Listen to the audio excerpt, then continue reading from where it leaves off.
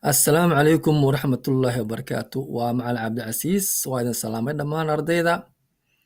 Maanta waxaynu qaadanaynaa insha Allahu tacaalaa cashar akhris ah. Aniga ayaa akhrinaya, idinkana isha ayaad la raacaysaan. Hoos ayaad igula akhrinaysaan insha Allahu tacaalaa. Casharka waxaan u akhrin doonaa si ay degdeg ku jirto. Marka insha Allahu tacaalaa 2 ilaa 3 jeer ayaad ku ceshan doontaan si aad ugu tababarataan akhrinta degdega ah. Casharka cinwaankiisu waa rajada wiilasha iyo gabdhaha fiican. Wuxuuna ku bilaabmayaa sida tan. Sheekadani waxay ku saabsan tahay 4 arday oo dhigata fasalka 4aad oo la kala yiraahdo Mahdi, Ibraahim, Ruun iyo Sacdiya. Sheekadan waxaad ka garan doontaa arday walba fikirkiisa waxbarasho iyo waxa uu rajaynayo mustaqbalka dhow. Waxayna sheekada u dhacday sidan. Mahdi, Ruun, maadadee ayaad xiisaysaa? Ruun, waxaan xiiseeyaa maadada af Soomaaliga. Mustaqbalkana waxaan rabaa inaan noqdo macalimad si aan dadka wax u baro.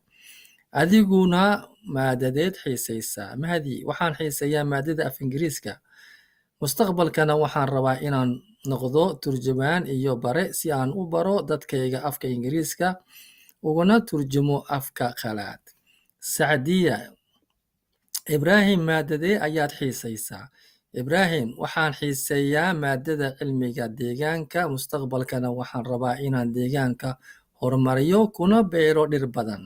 Waxaa kale oo aan rabaa inaan soo saaro kheyraadka dabiiciga iyo shidaalka dalkeena ku jira. Adiguna maadadeed xiisaysaa? Sacdiya, waxaan xiiseeyaa maadada xisaabta. Mustaqbalkana waxaan rabaa inaan noqdo macalimad waxbarta ubadka soo koraya. Sidoo kale waxaan rabaa inaan noqdo xisaabiye kan shaqayn karta bangiyada iyo xafiisyada maaliyadda. Marka casharkan 2 ilaa 3 jeer ku celceli si aad ugu tababaratid akhriska degdega ah. Sidaa iyo salaamu calaykum waraxmatullaahi wabarakaatu.